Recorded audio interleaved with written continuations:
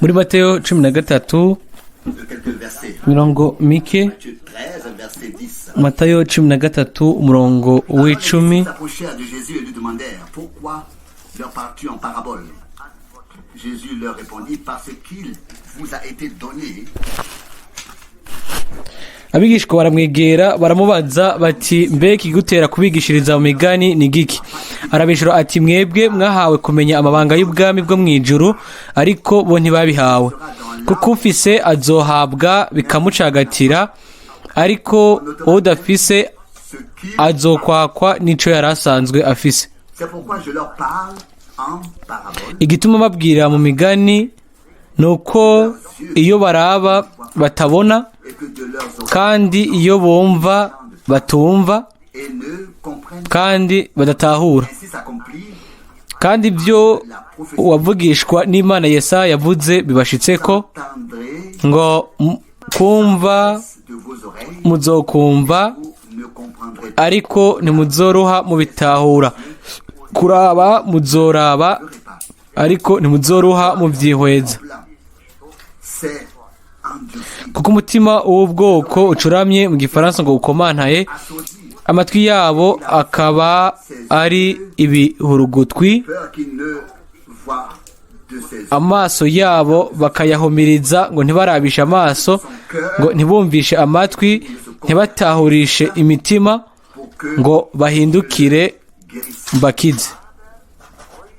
Mais vos yeux sont bénis parce qu'ils voient, et vos oreilles parce que... Ariko amaso yanyu arahiriwe kuko abona, n'amatwi yanyu kuko yumva. Car je vous le dis en vérité, beaucoup de prophètes, ndabwira ukuri yuko abavugishwa n'Imana benshi n'abagororotsi benshi bahamiye kubona ibyo mubona, ntibabibona, ils auraient voulu entendre ce que vous entendez. no kumva ibyo mwumva ntibabyumva. Entendu. Jusque-là, cette merveilleuse gushika hano et précieuse parole iri jambo ry'igiciro ry'umwami pour moi, ry'Imana kuri jewe giti canje, ijambo ryabaye irihambaye. dans Isaïe, narondeye no muri Yesaya aya majambo ayo Yesaya yavugishijwe ko mu gice 6 niho ari fait au verset 9, ari ku murongo w'icenda, ariko twosoma n'umurongo w'umunani. Yesaya 6 umurongo w'umunani. alors j'entendis la voix du Tout-Puissant qui disait, Numva ijwi ry'umwami Imana rivuga riti, ndatuma nde, ninde yotubwira? me voici. Maze ndavuga nti, ndi hano, ba ari jewe otuma. Arambarira ati, genda ubarire ubwo bwoko Entendrez sans cesse uti, kumva muzokwama mwumva ariko ntimubitahure, kuraba muzokwama muraba ariko ntimubyihweze. si le cœur de ce peuple Wame ukomantaza umutima w'ubwo bwoko, uhindure amatwi yabo bihurugutwi, qu'il ne uhume amaso yabo kugira ngo ntibarabishe amaso, de ses oreilles ntibumvishe amatwi, ne parle ntibatahurishe imitima, et qu'il ne se convertisse, ngo qu'il ne bahindukire bakire. se guérisse. Je demandais, jusqu'à quand? Ndabaza nti, mwami ni gushitsa ryari? Répondit, Aranyishura qu'à ce que les villes ati, ni gushitsa aho ibisagara bizobera imisaka atawukibibamwo, n'amazu atawukiyabamwo, viennent n'igihugu kigahinduka amatongo masa. et jusqu'à ce que l'Éternel est transporté au loin, Jewe Uhoraho mpirije gucuranguriza abantu kure, ce soit. kandi amatongo akaba menshi muri iki gihugu. S'il n'en reste qu'un dixième, Kandi naho cosigagwamwo voué n'ikigira 10 co muri bo, destruction, nabo bazokongera batikizwe, térébente, nk'uko ibiti by'umwera chêne, n'umweroni bisigarana igishitsi bimaze gucibwa, semence sainte est ni ku rubyaro rwera ari igishitsi cyabo. jusqu'ici cette parole Gushika hano précieuse. iri jambo ryera kandi ry'igiciro ry'umwami. Je pense ndiyumvira yuko nimba ijambo ry'Imana ishobora byose ryarasohoje mu gice cya mbere kandi rigasoza kiriya gice muri kiriya gihe cy'umwami wacu, ndiyumvira yuko rero igice cya kabiri naco kizosohoza, kuko ngaha uyu muhanuzi arabajije ngo ni gushika ryari ga mwami. Hanyuma ngiye inyishu, agace ka nyuma. Sinshobora gutondeka ibintu, sinshobora kuvuga igihe ibyo bintu bizosohoreza, ariko ko agace kamwe kamaze gusohoza, kumbure n'akandi gace k'ubuhanuzi kazosohoza, kuko Imana ishobora byose ntigera ivugira ubusa, ntivuga nk'uko abantu bavuga, ariko turabona hasohoza ibintu byose byavugishijwe n'abahanuzi. Kandi turabona mbere mu gihe cy'umwami wacu aya majambo y'ubushobozi yarasohoza, kandi turabona yuko yatangaje ibitangaje kiriya gihe kera. Rero mu kwiyumvira kuri ibyo, nategereza kuvuga yuko amajambo y'umwami wacu aguma ari yayandi nk'uko yari ari muri iyo minsi ya kera no mu minsi yacu. Ntegereza kuvuga yuko aya majambo nyene yavuze muri bariya bantu bahariya kera anayavuga muri no misi yacu. Aho rero nategereje kwiyumvira yuko nimba muri iriya misi ya kera ibintu yavuze binyegeje mu maso y'abantu, aho rero mbona gusa yuko no mu misi yacu naho ibanga ry'Imana iryo yahishuye igahishura abatanijwe bayo riguma rinyegejwe abantu.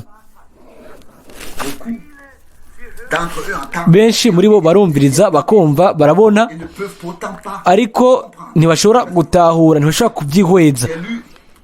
Nasomye ubutumwa bwa Mwene Data Frank I, aho hariho abantu babonye ibintu bihambaye n'amaso yabo bwite, kandi babona yuko Imana yari ihari, ariko ntibashobora kubitahura, ntibashobora kubibona, kubyihweza. Aho rero ibyo niyumviriye kuri jambo ati ni cya kintu nyene muri iyi misi yacu. Hanyuma umuhanuzi Yesaya yaravuze ngo bazumva ariko ntibazotahura, bazobona ariko ntibazobyakira. Dutegerezwa rero kwibaza, mbega ico si cya kintu nyene cisubiyemwo mu misi yacu? Ni cya kintu nyene. Bene data nashiki banje, nanezerewe cyane yuko umwami yavuze hano mu gihe avuga hano muri Matayo 13 umurongo wa 16 ngo ariko amaso yanyu arahiriwe kuko abona, n'amatwi yanyu kuko yumva. Ibi byanejeje cyane. Natekereza kuvuga ati Mana, si kubwo ukuba ndabikwiye byabashitseko n'ubuntu gusa, kandi n'ubundi buntu gusa, ni imbabazi zawe gusa zo kuba waratuvugishije, ukaba waranyuguruye gutahura ibi bintu. Ego waruguruye amaso yanje n'amatwi yanje, kandi wanyemereye kubona no kukwizera. Ibyo bintu byose narabihawe n'ubuntu bwawe. Mwami,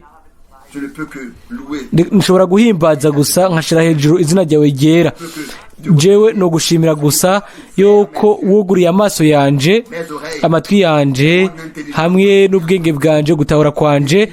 Hanyuma agacabana akavuga no muri Matayo 13 umurongo wa 17, ndababwira ukuri yuko abavugishwa n'Imana benshi n'abagorotsi benshi bahamiye kubona ibyo mubona ntibabibona, bogakunze no kumva ibyo mwumva ariko ntibabyumvise, ngo ntibabyumva. Aho rero turavuga gusa tuti mbega ubuntu nahawe nawe uko nyene. Mwene data na mushiki wanje, mbega ubwo si ubuntu? Ni ubuntu gusa.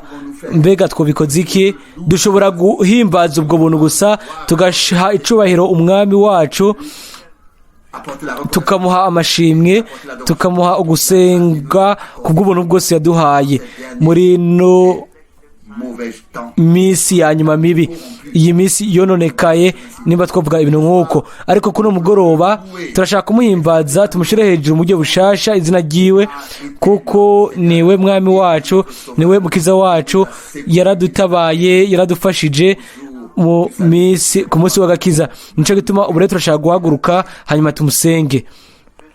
Nous te remercions pour Turagushimira kubw'ijambo ryawe ry'igiciro kandi ryera. Turagushimira mwami kubwo aya masaha y'ubuntu.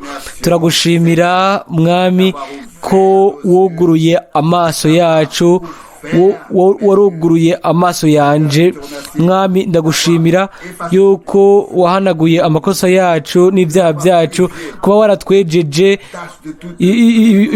birabagu byose, iminkanyari yose, wamenye amaraso yawe ku bwacu. Nico gituma kuri umugoroba turaje duciye bugufi munsi y'umusaraba wawe, kandi turaguhimbaza kubwo ibintu byose wadukoreye, kubwo ibintu byose wankoreye mwami.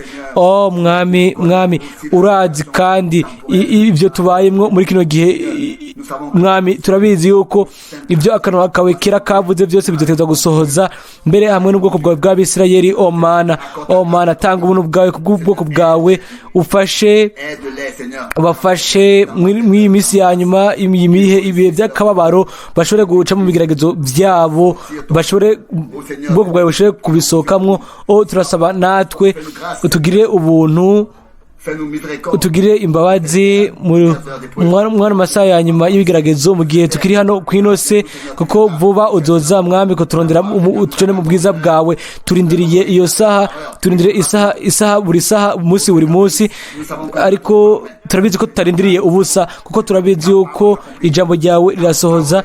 Ijambo ryawe ni ego kandi ni amen.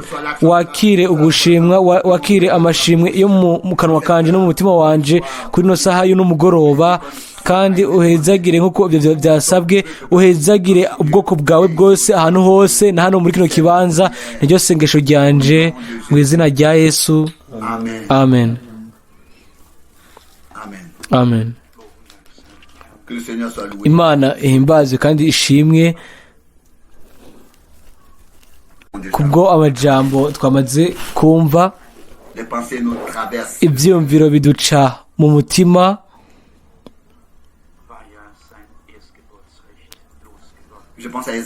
Ndiyumvira kuri Esawu yatakaje uburenganzira bwo kuba imfura, hama ufatwa na Yakobo, arahezagirwa, aragenda, hanyuma agaruka yaratunze, kubera yuko yaciye bugufi.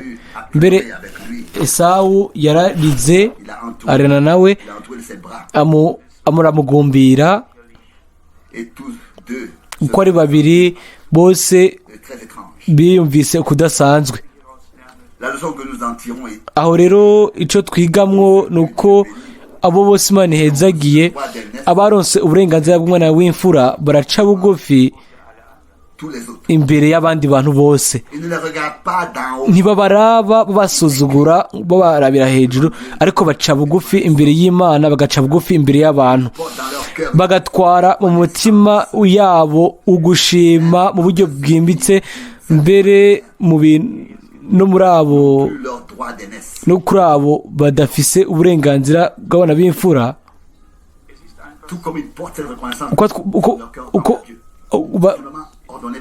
Uko batwara ugushima mu mitima yabo, uko byatutswe n'umwami. Umwanya umwe Mwene Data Frank I aravuga ngo abatoranijwe ntibashobora kwanka abandi batoranijwe mu buryo ubu canke ubundi. Ibyo iby'Imana bitegerezwa kugaragara, ibyo yaduhaye bitegerezwa kugaragara, ni ibintu bigenda bigashika ku mutima w'abantu bose. Yakobo, umugabo yahezagiwe n'Imana, yari gushobora kuvuga ati mbega ngaho ndiko ndakora iki uko biri kose, mbega Esawu ndamushaka kwiki, mbega kubera iki nje hariya. Ariko ubu burongozi bw'Imana bumeze nk'uko mu mitima yacu tuzogenda kuri buri muntu wese, tugashira ikiganza cacu ku wundi muntu, tukamufata ku rutugu, nk'uko Esawu na Yakobo baragumbiranye umwe ku yundi. C'est ce qui est écrit ici. Uko niko byanditswe hano, baragumbiranye bararira uko ari babiri. Murabizi abantu bagiranye imyimenyerezo n'Imana, abantu bahonjeje ku buntu bw'Imana ntibashobora kureka kugumbirana. Barabizi ko byose biba bitondetswe birongorwa n'Imana. Yoba atunze cyangwa ari umukene, yarahezagiwe cyangwa yaratoranijwe cyangwa ataranijwe, ntacyo bivuze. Byose bitondekwa n'Imana kandi yubaha gahunda y'Imana, aca bugufi hanyuma akaba ashima umwami wiwe n'Imana yiwe. Umuntu wese bivanye mu nzira iyo yarongoreweko, iyo yashizweko, iyo yakurikiye. Mu gihe dusoma mu nyuma mu muhanuzi Yesaya neza ahantu aho neza aho Yesawu yategereza kugenda, aho niho havuga ngo wewe umushibamye w'Iseyiri, mbega isaha y'ijoro igeze he? Murashobora kubiraba, niho mu muhanuzi Yesaya ijambo rizwi cyane.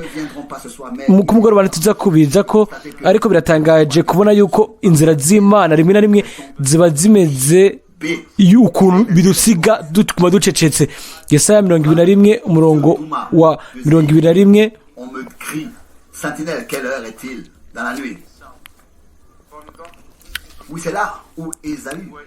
Imburi yo kuri Arabiya, imburi yo kuri Duma, hariho umamagara Iseyiri ati yewe mushibamyi ijoro rigeze hehe? Ngo hari umamagara ari Seyiri ngo yewe mushibamyi ijoro rigeze hehe? Yewe mushibamyi ijoro rigeze hehe? Wa mushibamyi arishura ati bugira buce. Umurongo wa 12 muri Yesaya 21 aramwishura ati bugira buce kandi bwongere bwire, nimwe agomba kubaza mubaze muhindukire muze. Imana mu nzira zayo kuri twebwe ntidushobora kuzitahura, kuzirondora. Nico gituma Paulo yandikira Abaroma ngo mbega ngene imanza zawe zidatahuritse zidaserangurika. Ibyo nivyo tubona hano naho muri bino bintu hamwe byabaye kuri Esawu na Yakobo, ariko ni ibintu bidatahurutse kuri twebwe. Ariko ndabona mu gice cya 32 ico mu ncamake twavuze ko wa Mungu umwe mu gatondo ngene umwami yaduhaye ubwo butumwa akaturemesha biciye mu ndirimbo yaririmbwe mu ndimi. Nubwo tumugaye ku mubiri, Imana yatugiriye ubuntu kandi tuzobona ubwiza bwayo. Cyari ikintu ciza cyane cyabaye ku bwacu, kuri jewe no ku bw'abandi bose. Hanyuma Yakobo yariko agenda amugaye acumbagira, yabaye mu mwimenyerezo atamuntu umwe ashobora kumukuramwo. Ego kwitako iwe hari hamubabaza, ariko yabandanije inzira yiwe ajana n'Imana yiwe. Iyo yari yacitse umufasha wiwe. Iyo twiyumviriye uko muri ibyo bintu byose, aho rero turabizi yuko Imana ni Imana ya Aburahamu, ya Isaka na Yakobo, kandi nico iri. Imana itanga amasezerano, itanga imigisha, yarongoye abagorano n'abasabyi bayo, yaba iri kumwe nabo kandi n'ubiri kumwe nabo uyu munsi. Nimba twihweje neza ijambo twitoze cyane ry'umuhanuzi Yesaya iryo twumvise ryatanguje, rituja neza ku mutima. Mbega nihe hoba ari ijambo ritodukora ku mutima? Ryasomwe mu gice cya 6 gushika ku murongo w'8, ariko imbere yaho ku murongo wa 5 umuhanuzi arasemerera ngo maze ndavuga. Yesaya 6:5 maze ndavuga nti mbonye ibara ndapfuye, kuko ndi umunyaminwa yanduye kandi mba hagati y'ubwoko bufise iminwa yanduye, kuko amaso yanje abonye umwami uhoraho nyiringabo. Qui donc entre dans la présence de Dieu ni uwinjiye rero imbere yinjiye imbere y'Imana ntamenye yuko ari umukungugu gusa, ntamenye yuko atanabereye kuramura amaso, pas digne, ne mérite pas ntabereye no kugura umunwa canke encore moins celui qui reçoit avec son cœur. Umuntu aronse n'umutima we wose ibyo Imana itanze. Ku murongo wa 5 w'indwi, ariko ari inkoza ku munwa arambarira ati iri rikoze ku minwa yawe kuko bitinya kwawe ugukuweko icaha cawe kirahongewe. Aho Imana yishire ku umuriro w'igicaniro, aho haba ariho ukwemezwa kw'Imana yuko amakosa yacu arahanaguwe, ibyaha byacu birababariwe. Amakosa yacu arahanaguwe, ibyaha byacu birababariwe. Imbere yuko nshika hano meje gusoma intango ya Yohana, kandi muri Datarusi yamaze gushimika aravuga ko ibintu byose ari ubuntu, kuko bivugwa mu butumwa bwiza bwa Yohana 1:16. Yohana 1:16 ni ijambo ryiza cyane ry'igiciro kandi rizwi. Murongo wa 16, kuko ibibogaboga muri we aribyo twahawe ko mu muzuro wiwe, aribyo twahawe ko twese n'ubuntu bugerekanye ku bundi, kuko ibyagezwe byazanywe na Mose, ubuntu n'ukuri byazanywe na Yesu Kristo. Mbega ijambo ry'ubwiza! Ibyo bibiri byose byari bikwiye, ibyagezwe kugira ngo bidutsindishe, bidushire mu ibohero, hanyuma ubuntu kugira ngo butubohore,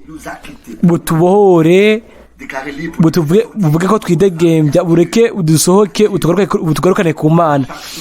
Ikintu cyose kirafise ikibanza caco, natwe jewe nawe turafise ikibanza cacu mu bwami bw'Imana. Tubaye mu gihe Mwene Data mukundwa yabishimitseko cyane, benshi barabonye igikorwa c'Imana, kandi abantu bazosoma agatabo kazunguruka gahari gaje gusohoka, kumbure reka ndabivuge hano kugira ndabisobanure, kumbure ari ibintu bizogenda ntawe umenye umuva uri, ariko umuntu azi inama ikomeye y'Iberere yabaye n'abantu b'amazina akomakomeye bazoba baje, Shakarian, Duplessis n'abari bo bose, abo bagabo bose ababonye nkuko atawundi muntu byabaye ko babonye igikorwa c'Imana muri kiriya gihe. Duplessis, umugabo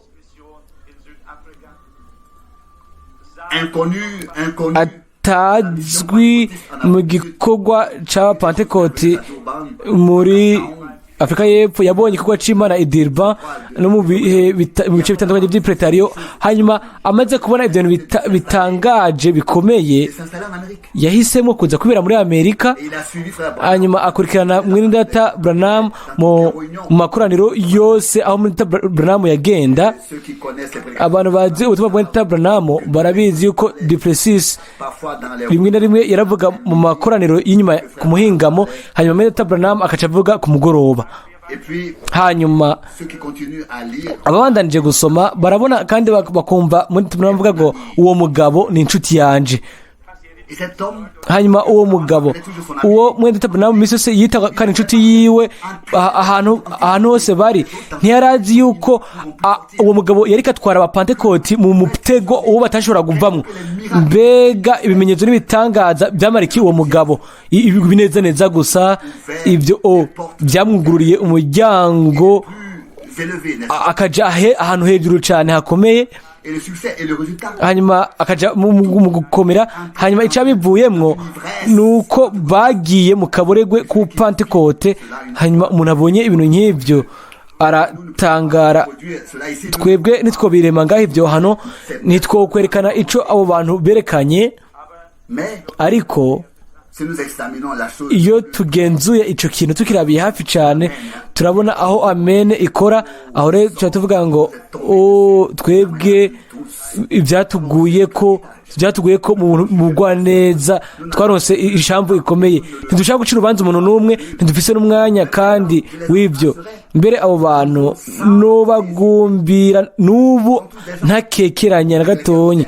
Abo n'abantu twicaranye ahabwirwa ubutumwa, abo twigishije mu makoraniro, twavuze mu makoraniro amwe kandi nayo ndabazi. Byose twabikora kugira ngo tubafashe, na cyane cyane Mwene Data Shekarian, uwo by'ukuri nta wundi nkawe. Inyuma y'uko Mwene Data Price yaramaze gupfa, ubu nawe yarazi uwo muntu w'Imana nka business both, hamwe n'ibimenyetso n'ibitangaza byagenda biremezwa, hamwe n'iyo mpano atakimenyetso cya Mesiya. Ariko uwo mugabo we yari yabonye ibyo bintu byose. Igihe yabonye ibirengeye, yemeye ibirengeye kandi hanyuma ntihagaze ntihagarikiye uwundi muntu nk'uko yahagarikiye Mwene Data Branham. Ariko ubu bigaragara nk'aho umenga ntacyo bikivuze, ariko si nk'uko atacyo bivuze. Nk'uko Mwene Data umwe yabisobanuye, urubuto rw'Imana ruracari hano ku isi, ruhano kanaka, kuko umuco igihe umuritse ko kugora urubuto rurasohoka, hanyuma rukagira ivyamwa kubw'ubwiza bw'Imana, kubw'icoro c'Imana. Ibintu ibyo twabonye mu ijambo ry'ubuhanuzi ni icyumviro c'amaso, nk'uko twasomye muri Yesaya 6:10 ngo bahe amaso kugira ngo ntibaboneshe amaso yabo. Ariko umuntu asomye muri Vyesho Yohana 3:18 arabona ko handitsemwo ikihushanije n'ico ngo siga amaso yawe kugira ngo ushire kwa amavuta ku maso yawe kugira ngo ushobore kubona. Mbega ni ryari, ni muhe mwanya, ni mu gihe Imana ishuye ijambo ryayo imenyekanishije ukumva kwayo, ngo ndakugira inama wewe ngo ungure ko izahabu yagirijwe n'umuriro n'amavuta kugira ngo usige amaso abone. Mbere muri Yesaya amaso yashirwa mu kutabona, ariko igihe ijambo rihishuwe mu gihe c'ishengero ry'Laodicea dutegerezwa kuguruka amaso, kuko ijambo ry'Imana rishika aho ijambo ry'Imana rirasohoza kuri abo bagenewe kubona no kumva. Mbega ijambo, ubutumwa bwa mbere bwo uyu muhanuzi ategereza kuzana kwari gutangaza urubanza. Yesaya 6:9 ngo genda ubwire ubwo bwoko kuba muzokoma mwumva ariko ntimuzobitahura, muzoguma mubona ariko ntimuzobimenya. Ngo komanaza umutima w'ubwo bwoko, ugire amatwi yabo ibirugutwi, amaso yabo yatumye batayabisha ntibumvishe amatwi yabo ntave ahindukira, ntibatahurishe imitima yabo ngo bahindukire bakire. Hanyuma ikibazo rero kirabazwa ngo ni gushitsa ryari, ngo ni gushitsa aho ibisagara bizobera imisaka inyuma y'uko urubanza ruzovugwa kuri byo. Hanyuma inyuma y'urubanza hazoza igihe cyo kuziganya urubuto. Hari urubuto ruzobandanya gukura, urubyaro ruzosohoka rwera. Ibyo nibyo Zefaniya yavuze mu gice cya 3, haba dore ku murongo wa 12 muri Zefaniya 3:12, ariko nzogusiga mw'abaciye bugufi n'abanyarucari, abo nibo bazokwizigira izina ryanje jewe Uhoraho. Amasigarira y'Abisirayeli ntibazokora ibyo kugabitanya cyangwa ngo bavuge ibinyoma, kandi nta rurimi rw'ubuguge ruzoboneka mu kanwa kabo. Bazorisha bagaramange atawubateye ubwoba.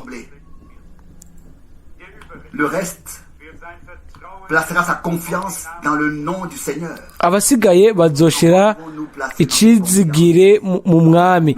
Mbega twe twoshira icizigiro cacu hehe? Ni mu mwami gusa, mu ijambo ryiwe, mu buntu bwiwe,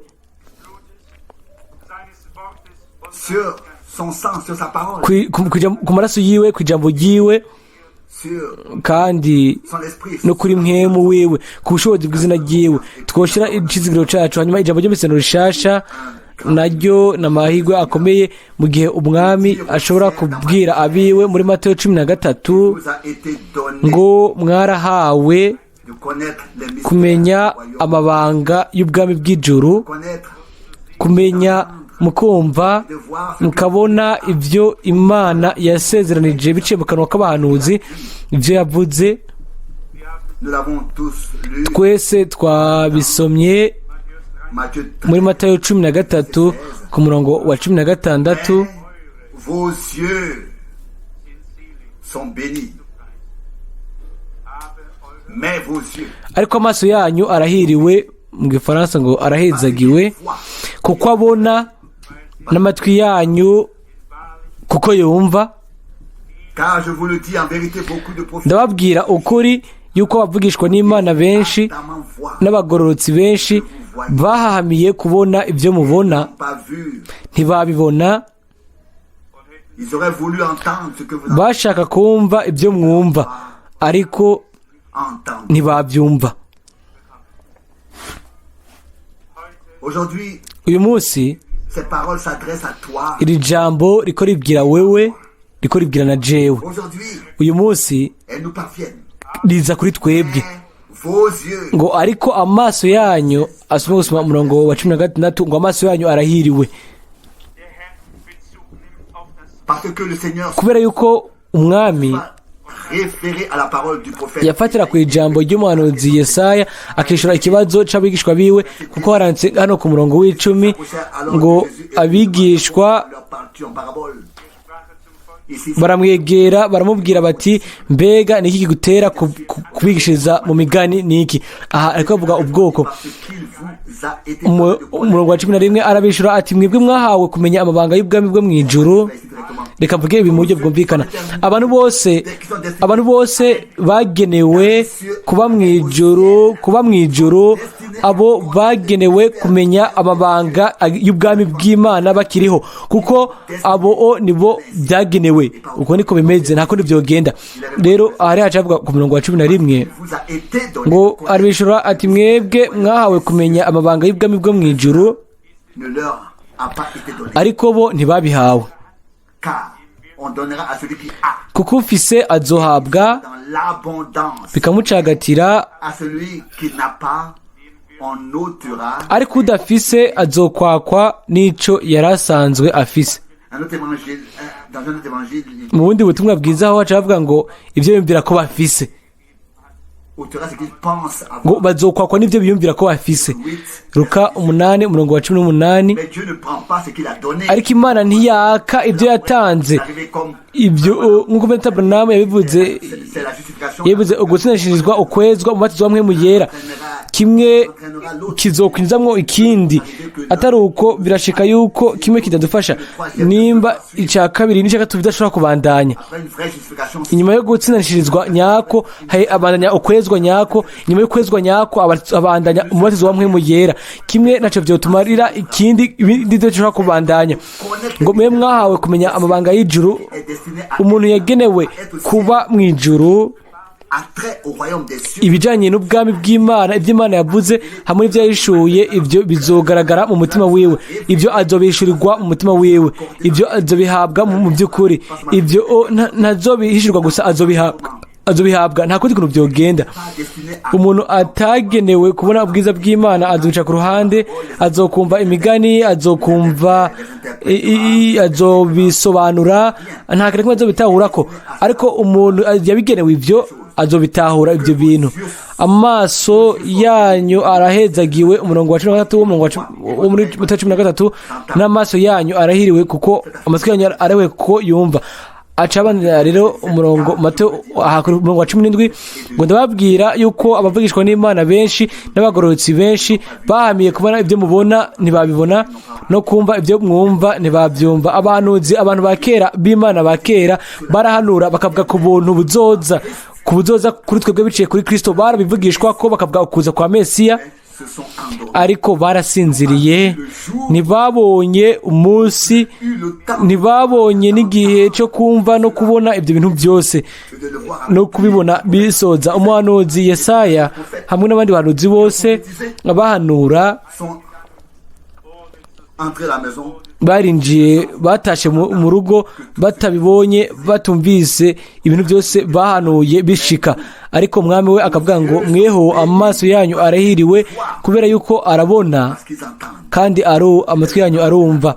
Cari igihe cyo gusohoza kw'ibyanditswe cette génération. muri urwo rungano. Uyu munsi umwami Nous parle. aratuvugisha, nitwe avugisha Mais vos yeux, ngo ariko amaso yanyu arahiriwe cyangwa arahezagiwe kuko arabona, n'amatwi yanyu kubera yuko yumva. que cela pénètre aussi dans nos cœurs. Ibi byinjire mu mitima yacu. Très brièvement, Niyumviriye ku ncamake ku isengesho Luc 11, ryo muri Luka 11, kandi uko niko tugiye gushika ku ndunduro nous entrons dans la prière. nca tuja gusenga. Muri Luka 11 turasoma dore ku murongo wa mbere. 11, verset 1. Luka 11 guhera ku murongo wa mbere. Jésus était en train de prier dans un lieu et lorsqu'il eut terminé, Maze ari ahantu asenga ahejeje, umwe mu bigishwa biwe aramubwira ati, mugenzi mwami, twigishe gusenga aussi l'a enseigné. nk'uko Yohana yigishije abigishwa biwe.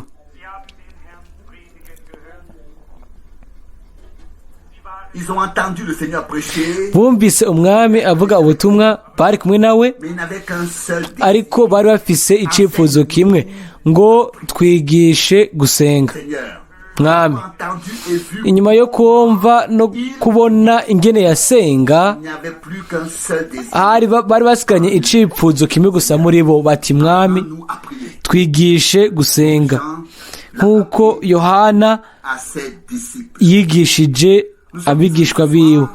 Pour, Kuno mugoroba turi hano kugira ngo dusenge, et nous voulons exprimer le même désir. natwe turashaka kuvuga iki cyifuzo nyine, tuti mwami, twigishe gusenga, Apprends-moi à prier. Seigneur. nyigisha gusenga mwami. C'est un exemple Aka na karorero kadasanzwe ako umwami atanga hano relation avec ku bijyanye n'isengesho, ni ibintu bidasanzwe.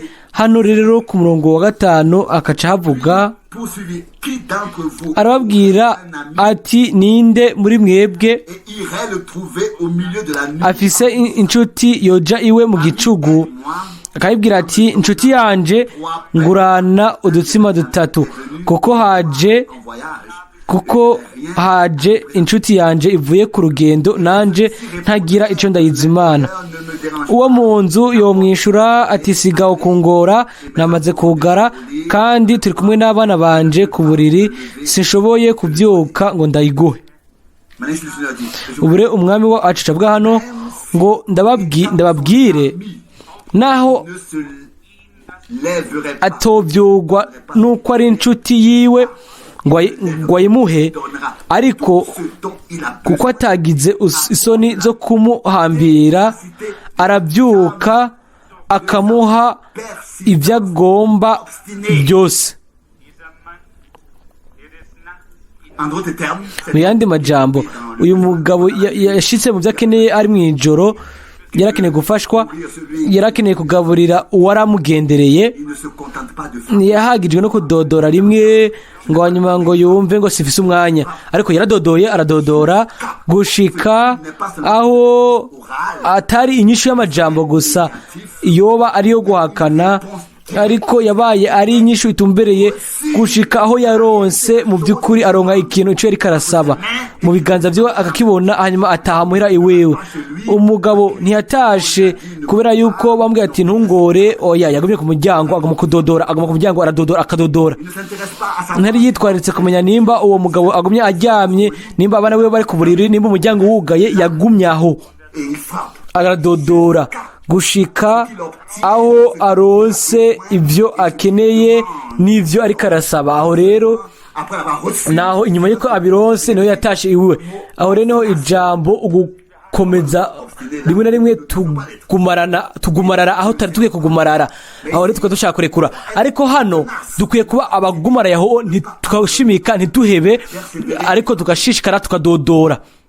et ensuite le Seigneur Hanyuma la réponse du verset 9. umwami ashitanga inyishu ku murongo w'9 ngo ndabibabwira namwe, nanjye ndababwira ati, musabe muzohabwa, Cherchez et vous trouverez, murondere muzoronka, et l'on vous muramutse muzokugururirwa, kuko usaba wese ahabwa, urondera celui qui aronka, ouvre. uramutsa yugururirwa.